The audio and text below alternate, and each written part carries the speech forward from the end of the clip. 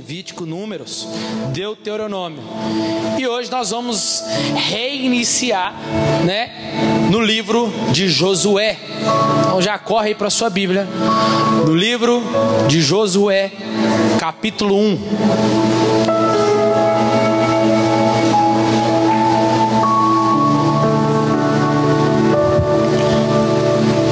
Lembrando aos meus líderes de GC aí, tem reunião depois do culto, hein, rapidinho.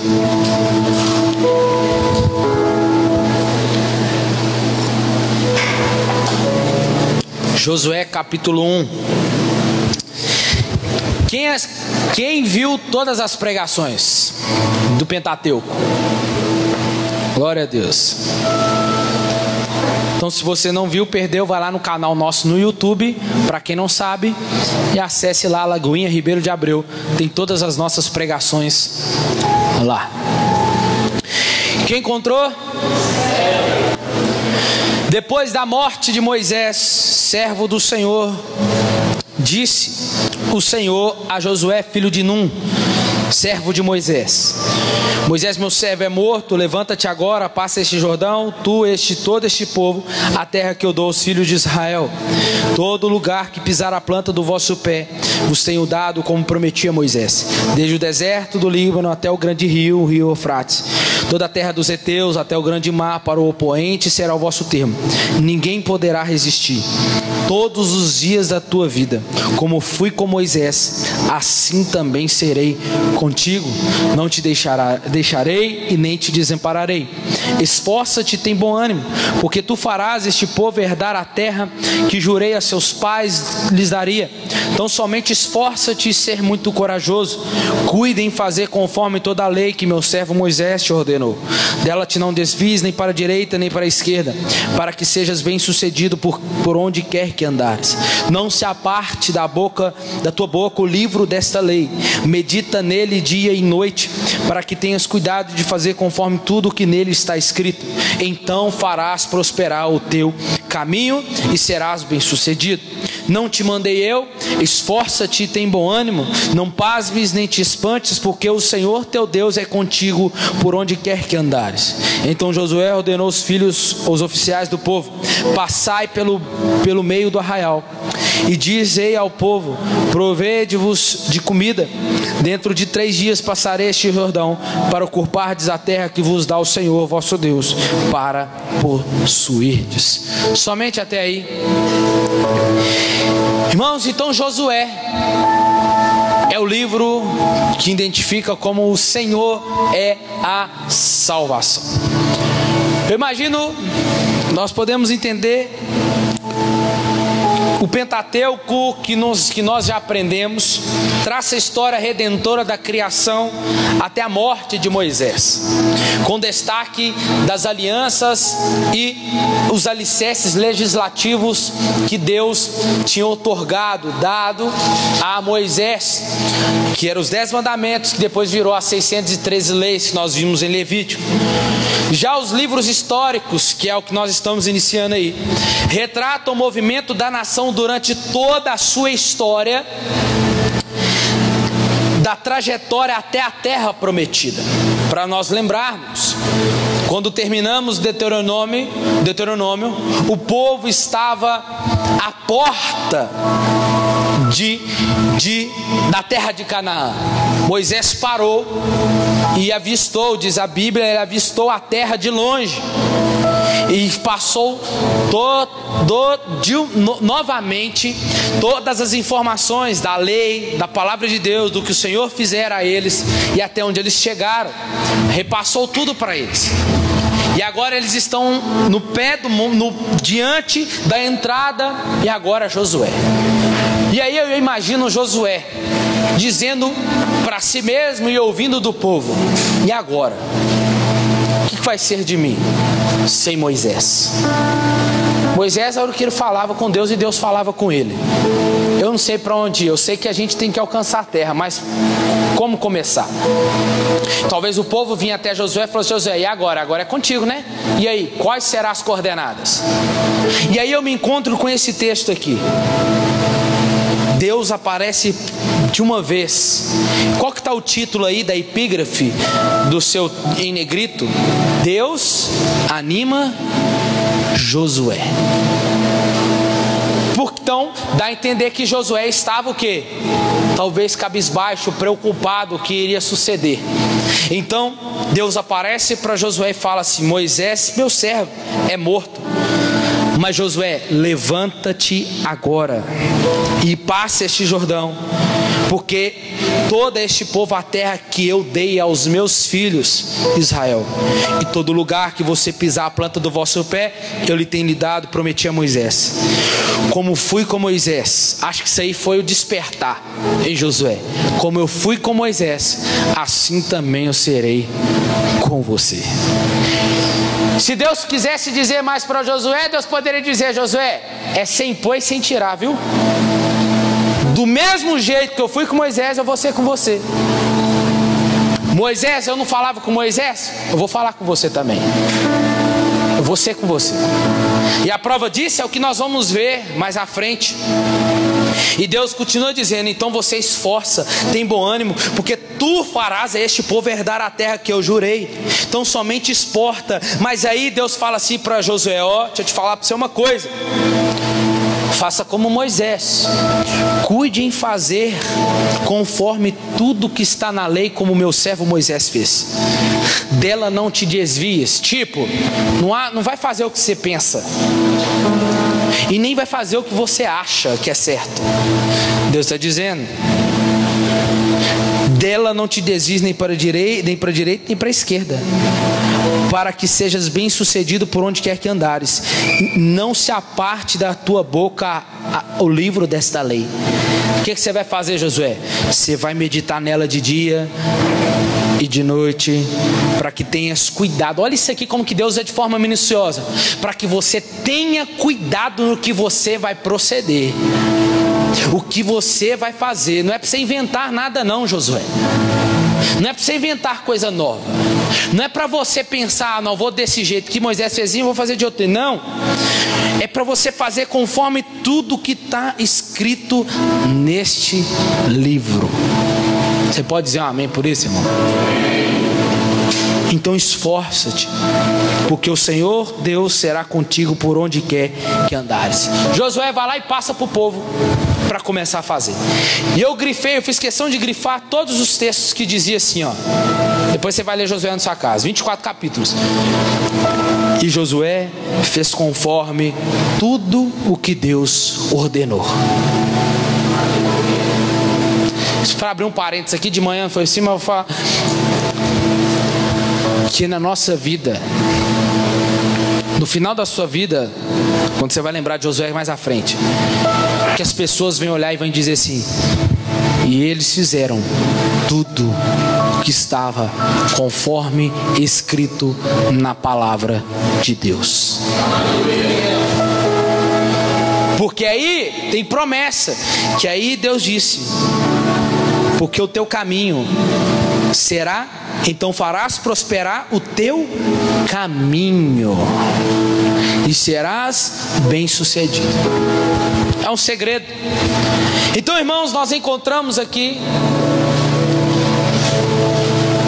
sobre Deuteronômio 28, é uma entrada para Josué, porque ela vai retratar a obediência e a aliança que traria bênçãos, e Deus faz questão de dizer novamente: porém a desobediência levaria o povo à perda da terra prometida.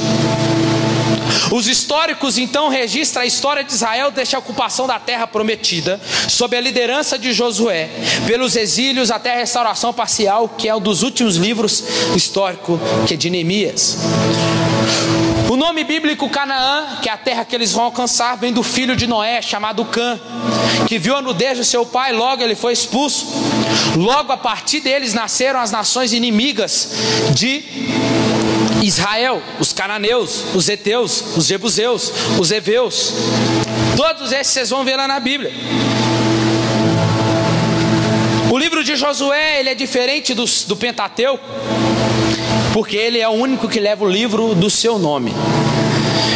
Porque alguém de nossa época deveria estudar o livro de Josué. Vocês vão ver quanto aprendizado nós vamos ter aqui nessa noite. Um livro que é um livro repleto, um relato sombrio de guerras, matança e conquistas. O que nós podemos tirar daqui? Quando você olha para o livro de Josué, você vai ver, e Josué ganhou a guerra, Josué fez isso, Josué fez... Você vai ver. Mas se o livro de Josué fosse ficção, poderíamos aceitá-lo como uma emocionante história. O que isso significa para nós? Deus chamou Josué para ser um general, um líder do seu exército, numa conquista santa. No entanto, o que estava em jogo nessa conquista era algo maior do que apenas uma invasão e posse de uma terra.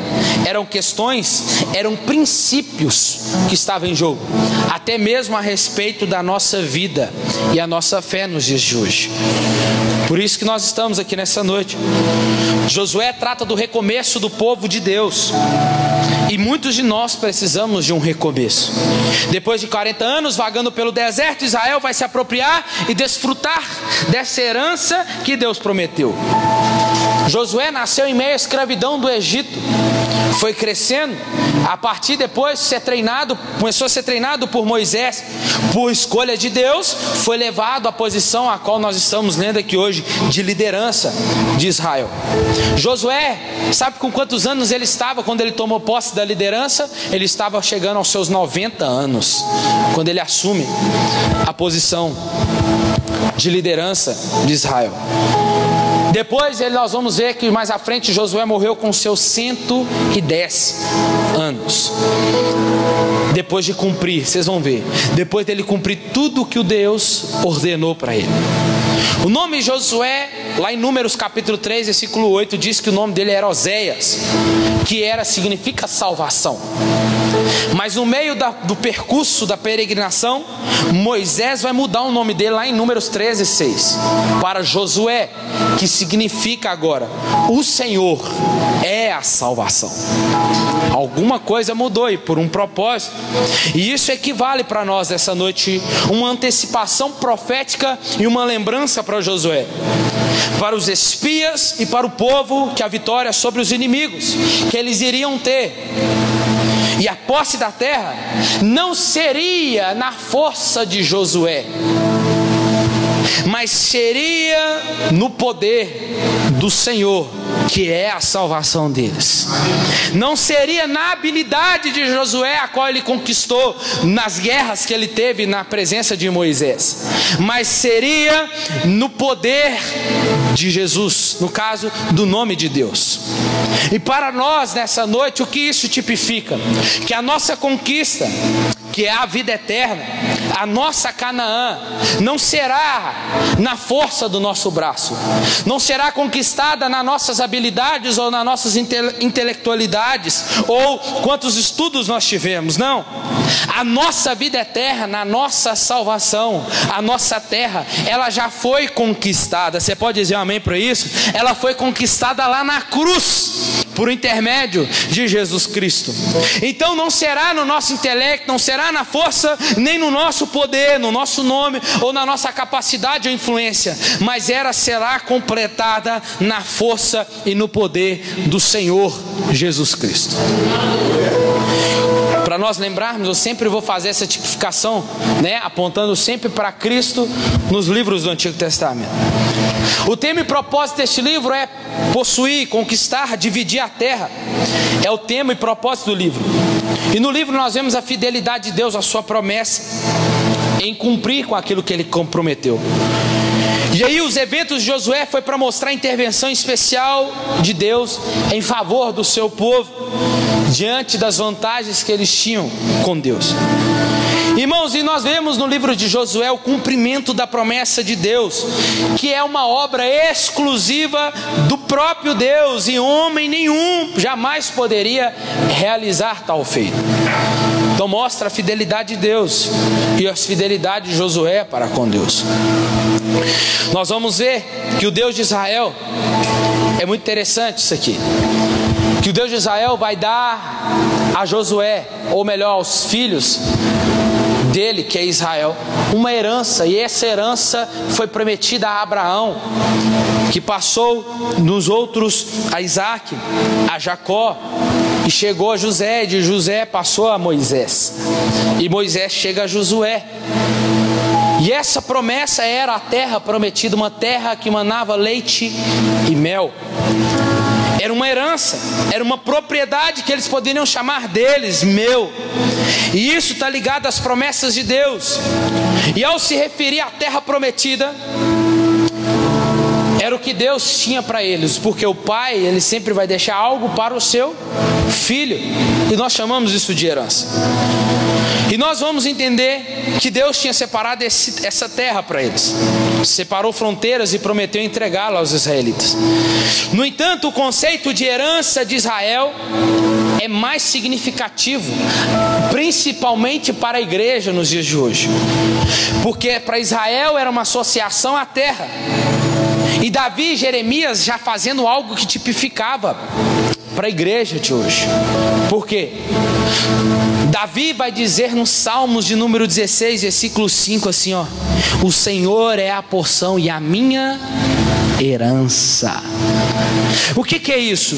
Jeremias e Davi vai dizer que o Senhor é a minha herança, o Senhor é a minha porção. E o povo de Deus, irmãos, nos dias de hoje precisa entender isso, que não é o seu carro que é a sua herança. Você não tem que ficar pensando: o que eu vou deixar para o meu filho é o meu carro, o que eu tenho é a minha herança, é o que eu vou deixar. Talvez a minha herança é minha esposa, é meu marido, é os meus filhos, talvez é as viagens belas que eu posso fazer, é uma conta gorda que eu posso deixar. É isso que te traz alegria. Edgar, mas deixa eu te fazer uma coisa, falar para você uma coisa nessa noite. A sua herança não são essas coisas passageiras da terra. A sua herança, a minha herança tem que ser o Senhor. A nossa porção, ela tem que ser o Senhor.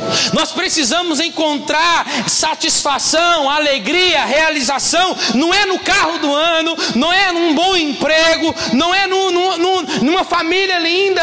Talvez você se sente alegre por isso. Isso é bom, mas entenda uma coisa, que isso tudo vai passar, isso tudo vai embora um dia. Mas quem permanece? Quem é a sua herança? E a sua herança tem que ser o Senhor. Você tem que declarar e dizer: a minha herança é o Senhor.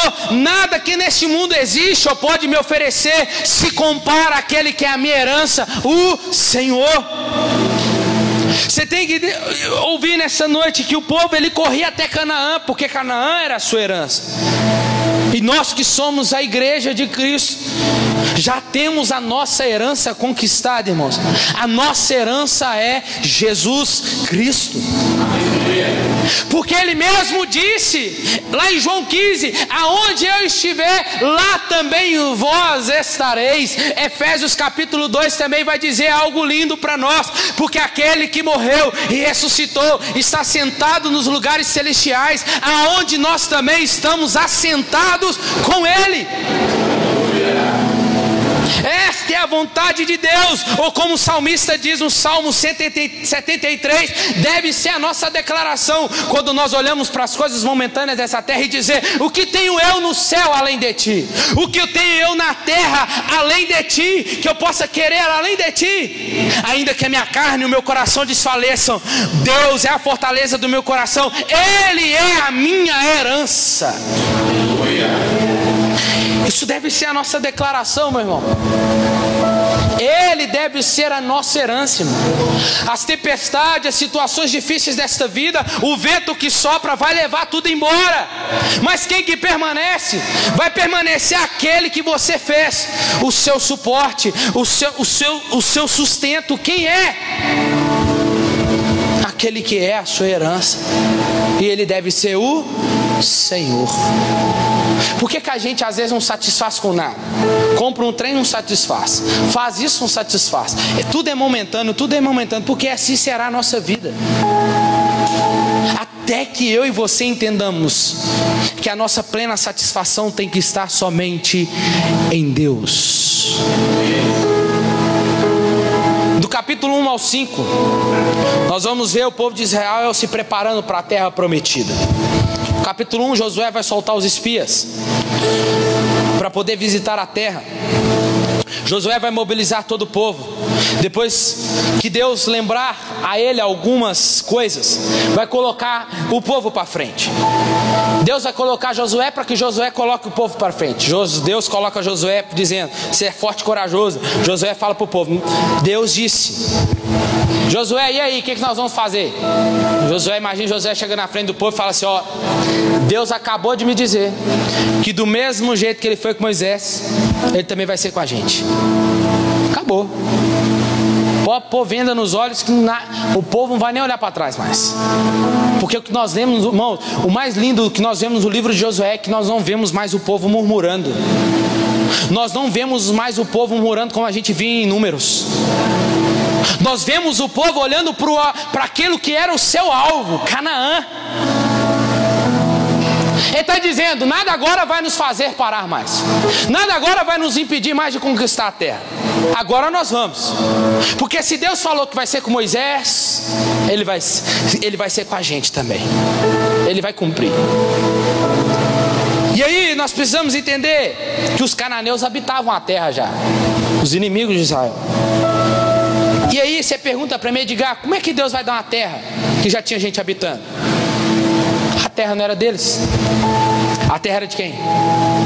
A terra era de quem? Do povo de Israel, mas a terra era de Deus. Era certo Deus fazer isso? Sim, com certeza. Porque a terra era deles. Salmo 24 vai dizer: do Senhor é a...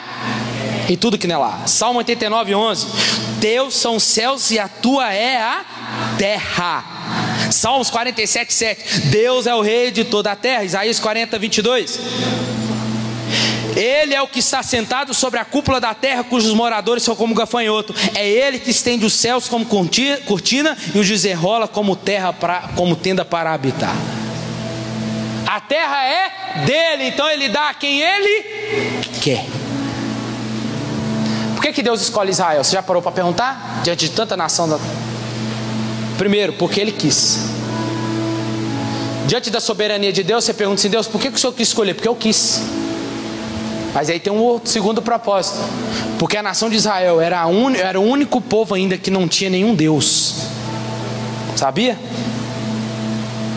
Então Deus escolhe a nação de Israel para dizer: eu serei o vosso Deus e vocês serão o meu povo. Deus começa a tratar Israel em Êxodo, a gente lembra, chama Israel de o seu primogênito. E Ele vai tratar o povo de Israel como filhos, e Ele sendo o pai. Então Ele dá a terra a quem Ele quer. E a terra era dele, e Ele tinha prometido a Israel, e Ele vai cumprir. Josué então vai fazer conforme tudo que o Senhor ordenara. Para lembrarmos, a caminhada começou aonde? No Mar Vermelho. A travessia do Mar Vermelho, agora no fim, estamos diante do Rio Jordão. Assim como eu fui com Moisés, assim também serei com... Vamos fazer? Josué, você vai entrar diante do Jordão. E aí, Deus, como é que nós vamos atravessar? Calma, eu fui com Moisés, também serei contigo. Mando os sacerdotes entrar. Na hora que eles pisar com a arca, aí eu faço. O que acontece no texto? Deus abre o Jordão para eles passar. Assim como eu fui com Moisés, assim também serei com você. Então o povo de Israel está vendo de novo Deus fazendo e abrindo mais um, ali podemos dizer, chamar um rio, né? Para eles passar, e o texto faz questão de dizer que eles passaram com o pé enxuto. Deus mais uma vez mostrando que tudo que é impossível aos homens é possível a Ele. Aí nós entramos no capítulo 2 e vemos Raabe. Quem gosta de Raabe? Se você não leu o livro de Josué, você viu a novela da Record, que eu sei que você viu. Nós vemos Raabe escondendo os espias. Vai esconder os espias. Só que Raabe, aí o que acontece? Eles entram, Raabe esconde ele porque o rei aparece. Quando os soldados do rei aparecem, eles viram e falam assim: ó, os homens entraram aqui. Eu vi eles entraram, assim, eles já entraram e já saíram, não é? Foi embora, tá aqui não. Raabe mentiu ou não? Mentiu. Ela mentiu. Só para você entender uma coisa, a vida de Raabe, se ela fosse descoberta, não ia ser poupar, ela não seria morta por causa da mentira, mas ela seria morta por causa de traição. Mas escuta uma coisa que interessante. Raabe decidiu confiar em Deus. Mas Edgar, ela não conhecia ele ainda. De fato, olha o texto, capítulo 2, versículo 9.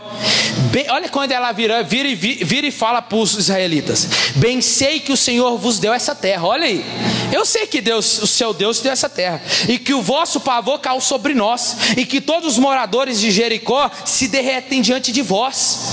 Ou melhor, todos os moradores da terra se derretem diante de vós. E aí ela diz, ela está dizendo que ela somente ouviu, ela está dizendo que todos, temos ouvido como o Senhor secou as águas do Mar Vermelho diante de vós, quando saíres do Egito, e também que fizeste os 2 reis, os amorreus, Seom e Og, que estavam além do Jordão, a qual vocês destruíram. E ela diz no versículo 11, o Senhor vosso Deus é Deus em cima dos céus e debaixo da terra. Agora, pois, jurai-me, vos peço pelo Senhor, porque eu usei de misericórdia para convosco, que vos também usareis para com a minha casa e a casa de meu pai, de que conserveis a minha vida e a vida do meu pai e da minha mãe, como meus irmãos e as minhas irmãs. A nossa vida responderá pela vossa até o ponto de morrer, se não denunciardes este negócio. Irmãos,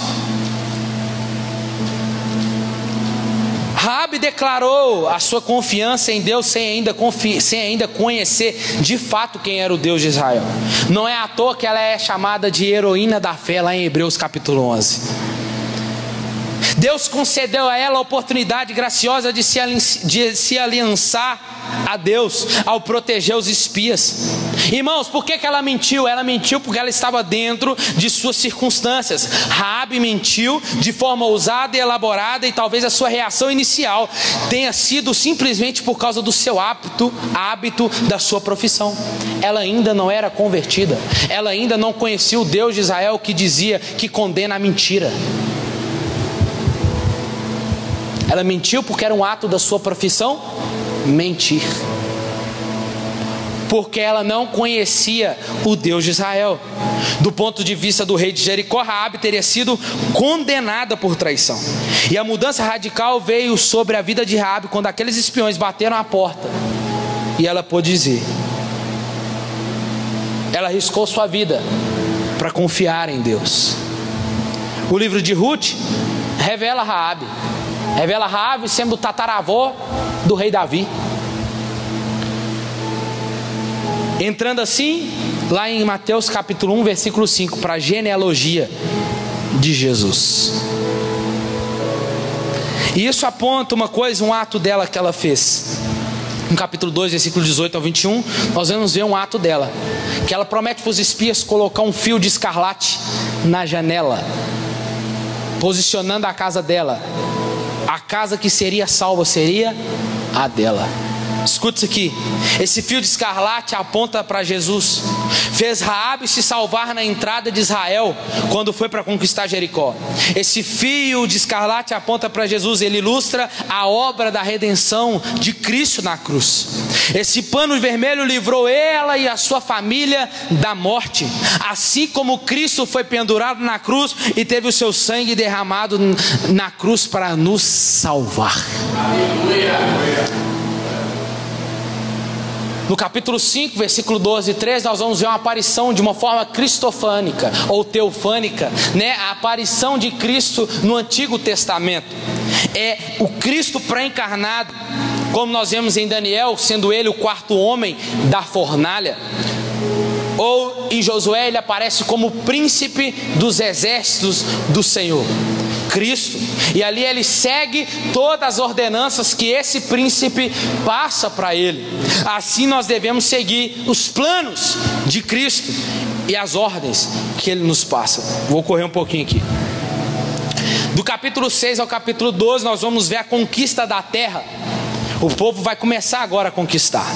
As muralhas de Jericó então tinham que ruir, para que os israelitas pudessem continuar a conquista da terra prometida. As instruções de Deus parecem até estranhas para os israelitas.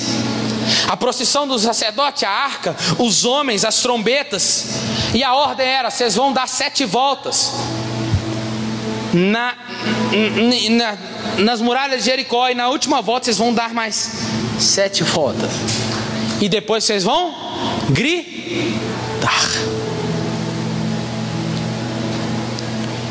Para eles talvez essa marcha poderia ser fútil, assim como era para Jericó quando eles olhavam de longe.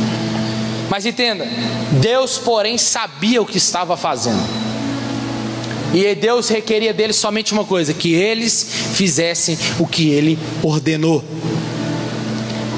Irmãos, às vezes as direções de Deus parecem estranhas a nós, parece às vezes fútil aos nossos olhos, ou aos olhos de aqueles que veem você fazendo o que Deus mandou. Mas entenda uma coisa: a minha posição e a sua posição é só fazer, é pegar o que Ele está mandando e fazer, é pegar o que Ele está ordenando e fazer. Sobre a ordem dEle, Ele requer de nós o que? Obediência. E uma coisa importante que nós vamos ver, que aponta para Cristo aqui, é que hoje não existe mais Jericó. Então não é mais cantar, vem com Josué lutar em Jericó. Acabou. Jericó já ruiu, Josué também já morreu. Então não tem mais, vem com Josué lutar em Jericó. Mas o que isso aponta para Cristo, para nós? Jericó representa todas as barreiras que tínhamos para chegar a Deus, para se chegar a Deus e obter a vida eterna. Mas Jesus, aleluia por isso, tirou toda a barreira que fazia separação entre nós e Deus. Olha o que Paulo diz em Efésios 2,14: porque Ele é a nossa paz, de 2 povos Ele fez um só, e na sua carne que é em Cristo, derrubou a parede de separação que estava no nosso meio. Então, irmãos, depois desse estudo, não é isso mais que nós vamos cantar, porque Ele já ruiu o muro de separação entre nós e Deus, essa inimizade entre nós e Deus, Ele já ruiu. A Bíblia diz que quando Ele morreu, o véu se rasgou de alto a baixo, não há mais nada e não há mais barreira que nos separa de Deus. Era um milagre. Deus sabia, irmãos, que uma vibração podia destruir a muralha. Estava ela no sonido da trombeta, porque Deus disse o quê? Quando no último volta, vocês vão gritar e soar as trombetas. Assim eles fizeram, e Deus começou a estremecer as muralhas por baixo, e as muralhas vieram ao chão. Jesus, como Ele conquistou, como Ele derrubou as muralhas que nos separava, Ele também derrubou com um grande sonido e tremendo sonido lá na cruz. João capítulo 19, versículo 30, quando Jesus tomou vinagre, Ele exclama dizendo: está consumado. Aleluia. Ele, inclinando a cabeça, descansou, entregou seu espírito. E aí a Bíblia faz questão de dizer que o véu se rasgou. O que é isso, irmãos? O muro ruiu. Aleluia. Hoje nós podemos nos achegar a esse lugar. Podemos entrarmos como com ousadia no Santo dos Santos. O véu se rasgou, escuta isso aqui, o véu se rasgou não foi somente para nós entrarmos, mas o véu se rasgou foi para Ele sair, porque quem achou morada não foi eu e você, quem achou morada foi Ele, para Ele morar em nós e nos fazer agora templo dEle. Ele rasgou com o seu grito. Mas isso tudo, irmãos, é um milagre. Mesmo que a ciência tenta dizer que um banido, um som alto destruiria aquelas muralhas, sim, mas não deixa de ser milagre. O que Deus estava querendo dizer é que a glória não é de Josué, a glória é do Senhor. O povo, Deus estava querendo dizer: a vocês obedecerem a minha ordem, a glória é minha. A glória está em quem obedece. Quando vocês obedecem, vocês me glorificam, porque o povo vai ouvir não só, olha como que Raabe foi dizer, não foi o que o povo fez, mas foi o que Deus fez através de vocês. Aleluia. glória é do Senhor. Irmãos,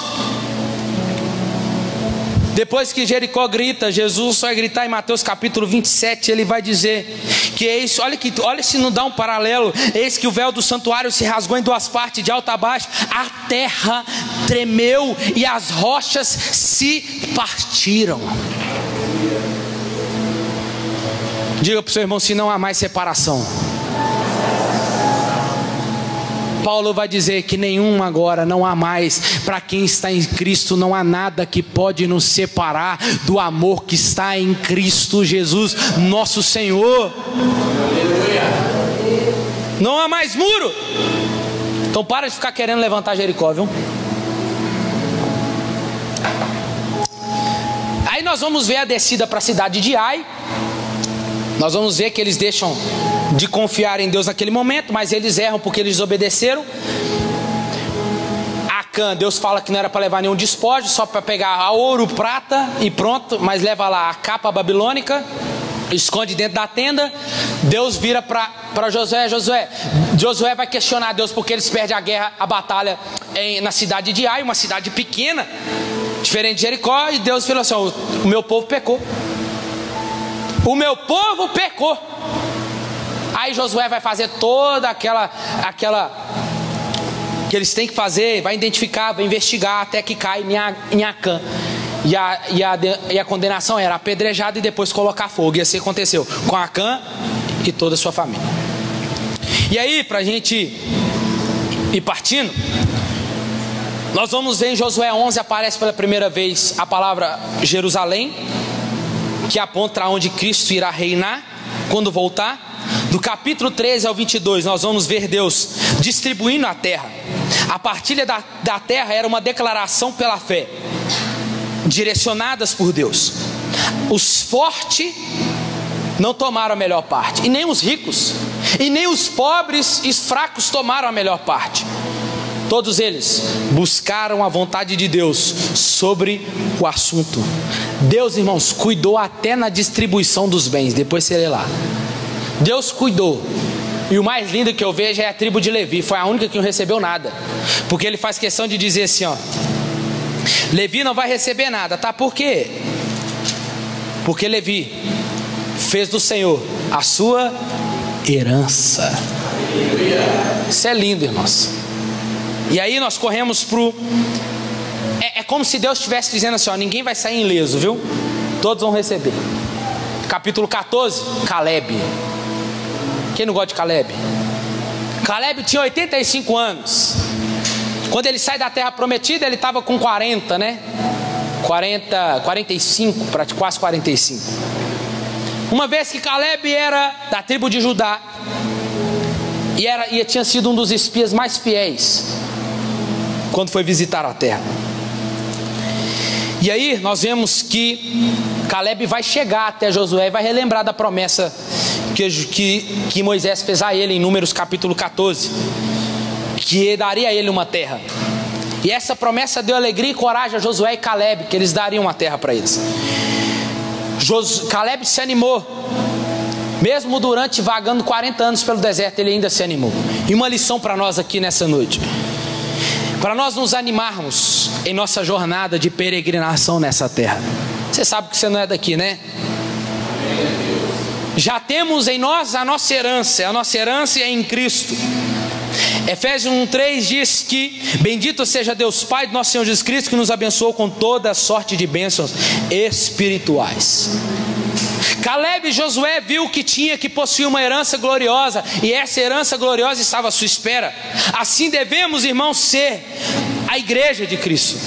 Assim como Paulo diz em Filipenses capítulo 3, versículo 12 ao 16, que ele diz: não que eu tenha ainda recebido, ou já tenha obtido a perfeição, mas eu prossigo para aquilo que está diante de mim, para conquistar aquilo a qual eu também fui conquistado por Cristo Jesus. Não quanto a mim, não julgo haver alcançado, mas uma coisa faço. Olha Caleb está dizendo, ainda eu não conquistei tudo, mas uma coisa faço. O que eu faço? Esquecendo da as coisas que para trás ficam. Passamos muitas situações adversas, quase não conseguimos chegar. Passou-se uma geração, mas eu esqueço dessas coisas e prossigo para aquilo que está diante de mim. Prossigo para o alvo, para o prêmio da soberana vocação em Cristo Jesus. Aleluia! Israel estava diante do povo dele, Canaã. A igreja esquece das coisas que passaram, porque eis, coisas novas já chegaram. Então eu esqueço das coisas que passaram e prossigo para o alvo que já foi conquistado na pessoa de Jesus. Como é que o crente tem que viver? Olhando para cima. É olhando como o escritor de Hebreus diz, é olhando firmemente para o autor e consumador da fé, que é Cristo. É dizendo como Paulo disse, é buscando as coisas de cima, é pensando nas coisas do alto. É assim que nós temos que viver, irmãos. Diga para o seu irmão, olha para cima. Caleb já era idoso, mas se gloriava na sua árdua missão, irmãos. Caleb estava mais forte que eu já. Eu pareço velho, tem hora. Caleb era um dos homens mais fiéis e alegres do arraial. É aquele crente que você olha para ele, toda hora ele está rindo, toda hora ele está feliz. Você fala assim, olha lá, só fica rindo, parece bobo, né? Aí você chega nele e fala, você não passa luta não? Eu falo, estou vivendo uma, desce. Mas a minha herança é o Senhor.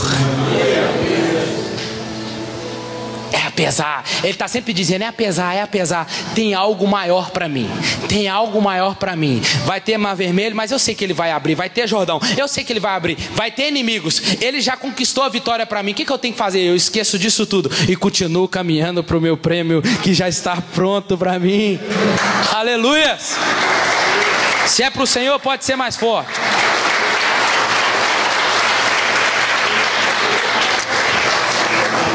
Irmãos, o Senhor Deus era a fonte de toda a força de Caleb. Caleb sabia que Deus jamais o abandonaria. E o segredo de Caleb está lá em Josué 14:14. Que até os dias, olha para você ver. Por isso Hebrom passou a ser de Caleb, filho de Jefoné, o quenezeu, em herança até o dia de hoje. Visto que havia Caleb perseverado em seguir o Senhor. Em seguir o Senhor. Outra lição para nós aqui, aos anciãos presentes aqui, aos jovens presentes aqui: nunca somos velhos demais para realizar novas conquistas, pela fé e com o poder do Senhor.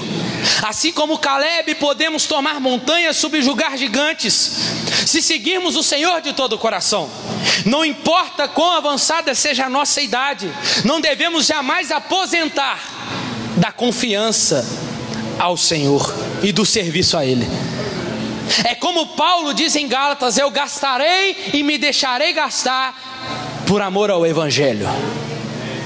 O que aprendemos com Caleb também é que a sua fé ousada proveu para ele a mesma fé no seu genro Otiniel, que nós vamos aprender semana que vem, que foi o primeiro juiz, um dos juízes, melhor dizendo, do livro de Juízes.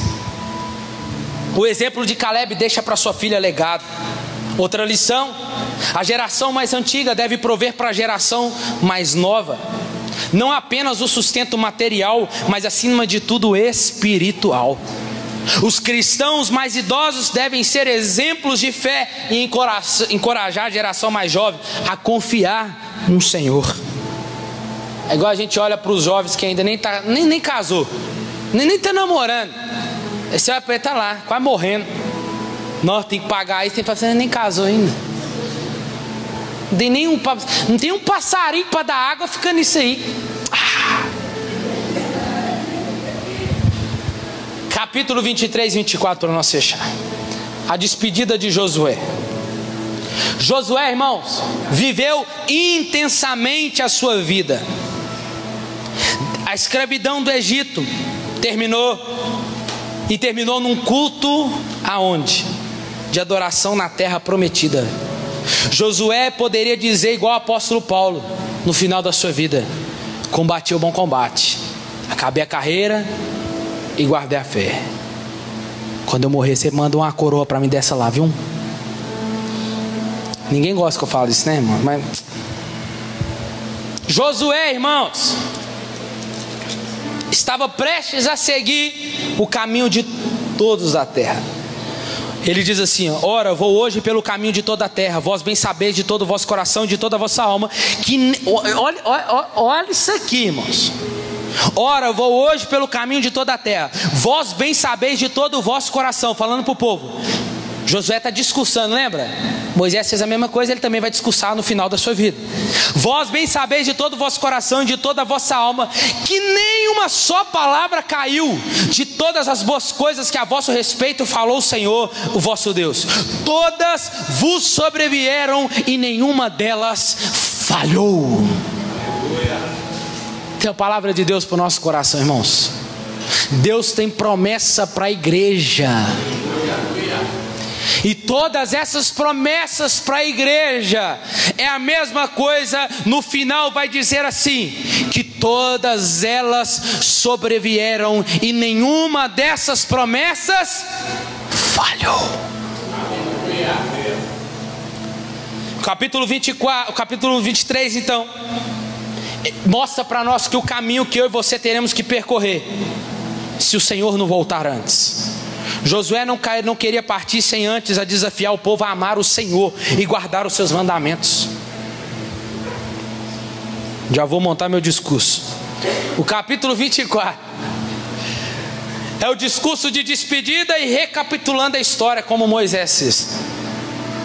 E ele fala, conhecida de todos nós. Isso é maravilhoso, como eu disse aqui no início, na oração. Capítulo 24, versículo 14. Josué vai renovar a aliança com o povo. Ele disse: agora temei o Senhor e serviu com sinceridade e com verdade. Deitai fora os deuses aos quais serviram vossos pais. Mas se vos parece mal servir ao Senhor, olha aí, estou dizendo, estou ensinando e estou falando, mas aí é vocês agora decidem. Se parece mal você servir ao Senhor, escolhei hoje a quem vocês sirvais: se aos deuses a quem serviram vossos pais, que está além do rio, ou os deuses dos amorreus em cuja terra habitais. Aí Josué fala assim, talvez alguém pode ter perguntado para Josué: mas e você, Josué? Josué vai dizer: eu não somente eu, mas eu e a minha casa escolhemos servir ao Senhor. Será que você pode escolher isso nessa noite, meu irmão? Será que você pode decidir isso na sua casa, na sua família? Será que você pode dizer para os seus filhos: não, aqui nós escolhemos servir ao Senhor. Versículo 31 diz assim: e serviu Israel, isso aqui é lindo, irmãos. E serviu Israel ao Senhor todos os dias de Josué, e todos os dias dos anciãos que ainda viveram muito depois de Josué, e que sabiam toda a obra que o Senhor tinha feito a favor de Israel. Serviu, irmãos, Israel serviu fielmente ao Senhor todos os dias de Josué. O que está querendo dizer? Josué fez tudo conforme o Senhor ordenara. Como ele mesmo diz, nenhuma das promessas falharam. Eles serviram ponto a ponto, versículo a versículo, texto a texto, a qual Josué ia falando. Eles serviram ao Senhor. Está dizendo que eles foram fiel ao Senhor enquanto Josué viveu. Que assim seja na igreja de Cristo hoje. Que sirva ao Senhor todos os seus dias, fiel até o dia do nosso Salvador voltar. Algumas aplicações. Depois que Israel andou por 40 anos no deserto, finalmente eles chegaram no descanso que Deus tinha preparado para eles, que Josué vai retratar lá no versículo 13 do capítulo 1, a qual ele vai relembrar a promessa que Moisés fez lá no capítulo 25, versículo 1 ao 4, do descanso que eles teriam quando eles chegassem na terra prometida. Então não é para você descansar aqui, amém? Quando você chegar lá, você descansa. Quem gosta de dormir, pode ficar tranquilo. Quando chegar teu dia, é o que você mais vai fazer. Descanso significa estar em paz, e o descanso implica estar livre da ansiedade de conflitos. Deus prometeu aos israelitas descanso na terra prometida. Deus prometeu ao povo um local de paz dos conflitos, aonde eles estabeleceria.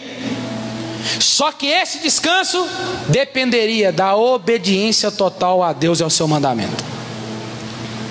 Temos uma ponte aqui para a igreja sobre esse descanso. O escritor aos Hebreus vai dizer que resta para nós um descanso, que nós não venhamos deixar que a descrença nos impeça de entrar no descanso de Deus que está em Cristo Jesus. Nós cristãos sabemos que os céus nos trarão descanso.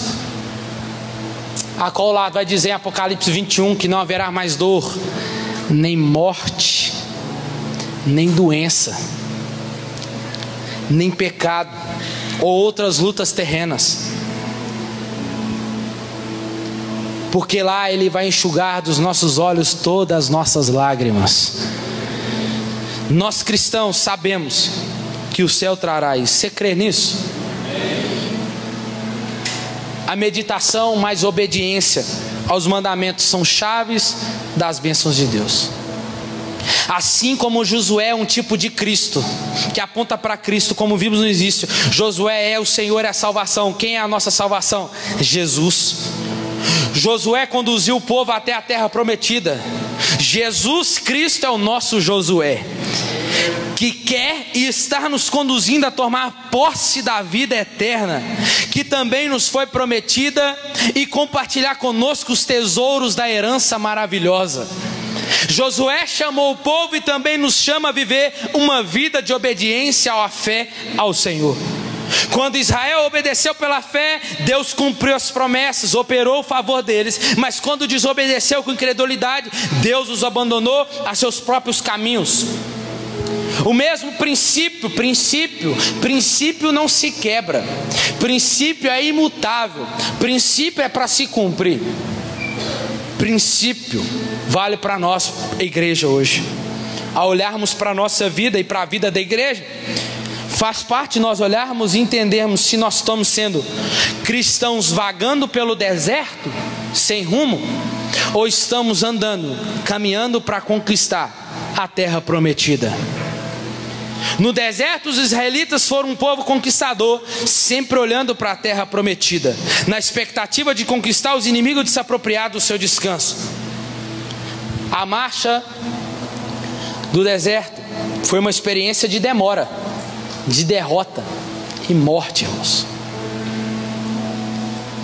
Mas quanto à experiência de Canaã, foi de poder e vitória.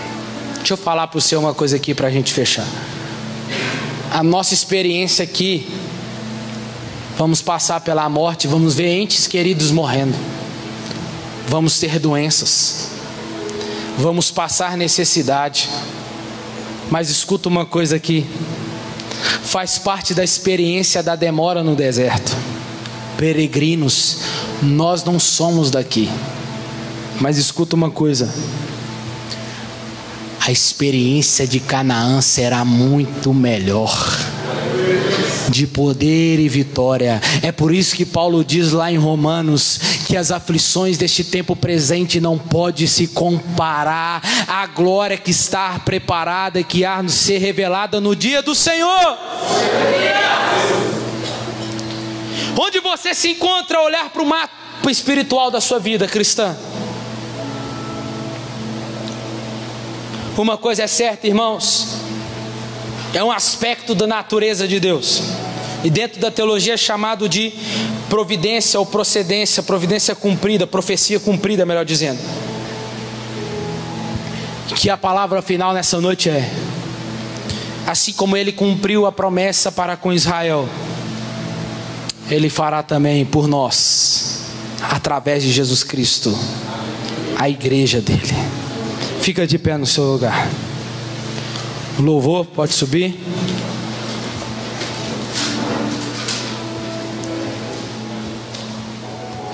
Feche os seus olhos nessa noite, meu irmão.